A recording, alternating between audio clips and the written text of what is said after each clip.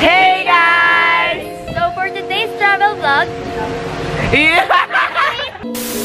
Hey guys! So for today's travel vlog, Explore natin ang Vinzons! Ngayon, ipapakita namin sa inyo ang magagandang spots dito sa Vinzons and we will make you experience the foods and delicacies that you'll find here only in Vinzons. Are you excited, guys? Yeah!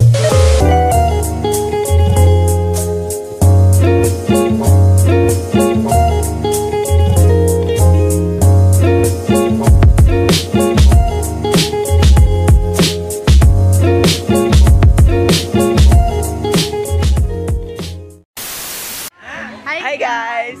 Ako nga pala si DJ. At nandito kami ngayon sa VPHS.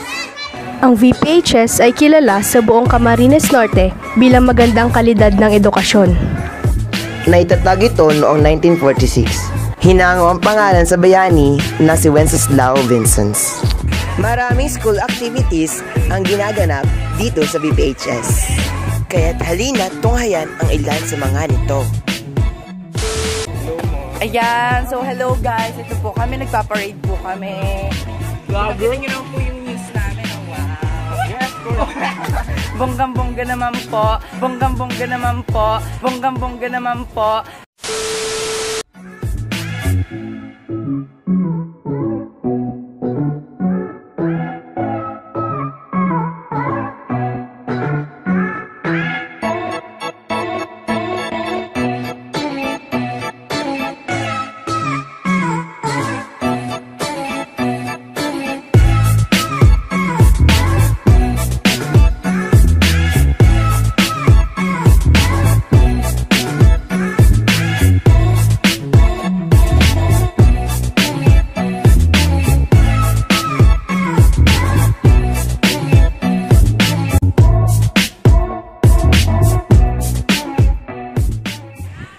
Hi guys! At ako naman po si Nathaniel. At ngayon, i-feature namin Wenceslao Q. Vinzons. So, yun! Wenceslao Q. Vinzons is a young Filipino fighter and politician who was executed by Japanese forces in 1942 at the age of 31. He's indeed a great hero. OMG! He is so bata pa pala nang mamatay. And by that, we must honor his sacrifice kasi sabi nga ni Dr. Jose Rizal, ang kabataan ang pag-asa ng bayan.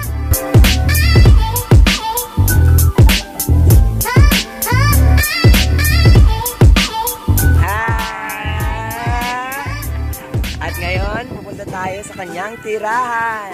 Let's go, let's go!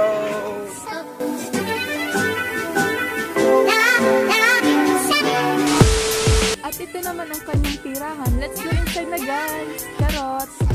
Hindi tayo makakapasok dyan kasi you know naman walang susi and permit kasi alam mo maigi na tayo. Ingat-ingat din. Oo naman, yes! So, tama na. Pagod na ako. pero di ko kaya. Char! At ngayon, nakikita natin ang kanyang 2-story ancestral house na patatagpuan dito sa Vinzons Avenue. Vinzons Avenue. Vinzons Avenue. Oo, nakikita natin ang 2-story ancestral house ni Wenceslao Q. Vinzons.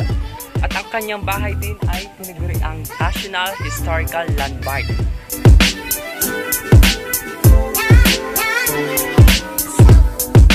So ngayon, nandito po tayo ngayon sa Santa Cruz Street kung saan matatagpuan ang monumento ni Wenceslao Q. Vinzons. Mga 5 minutes or 10 minutes mo lalakadin.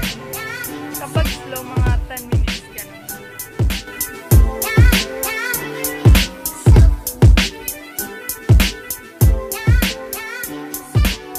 So guys, next spot naman is si JM and Icer ang makakasama nyo. Bye-bye!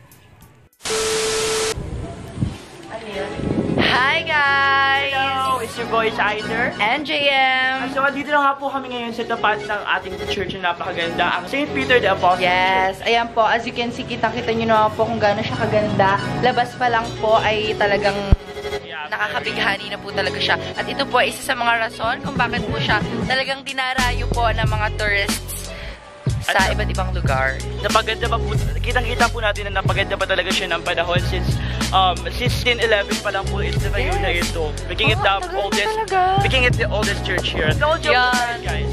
Ayan, so nakaka-proud po isipin, no, isa akong Vinzonian na meron po tayong isang ganitong church na super historical po at talaga naman pong nakakatuwa na makakakita po tayo ng ganitong church. At take note po ha, yung tragedy po na nangyari dito nung December 26, 2011, I heard po na nasunog po talaga itong church na ito, leaving nothing but the wall standing po. As in, lahat ng nasa loob, everything inside from the church, from the chairs to the oldest historical artifacts was burned down due to that fire.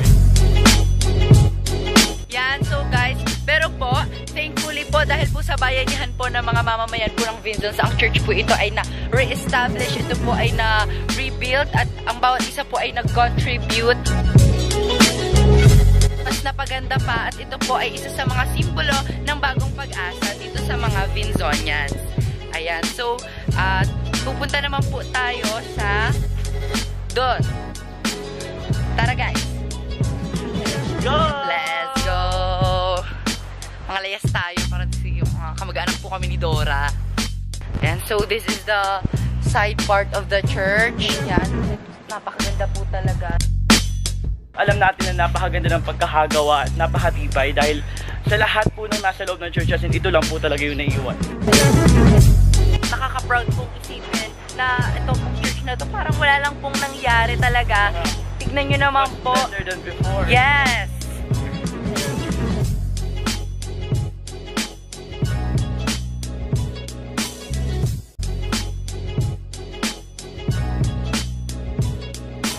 Ayan. So guys, nag-enjoy ba kayo dito sa tour natin sa church ng Vinzons? I'm sure they have enjoyed it. Yes, I'm sure too. For you, Jay, why do you think this church holds a lot more value, especially to the Vinzonians?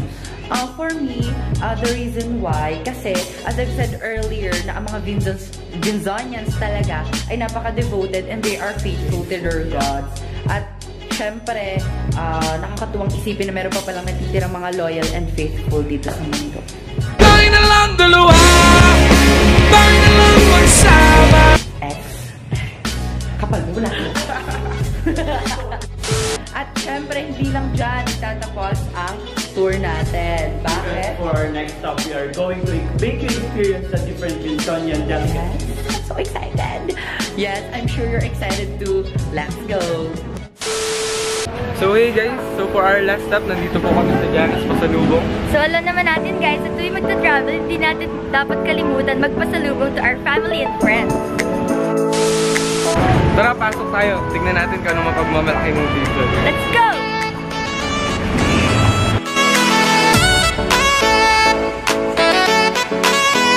At ngayon, ipapakita namin sa inyo kung ano yung iba't ibang uri ng delicacies dito matatagpuan sa Janus. Let's go!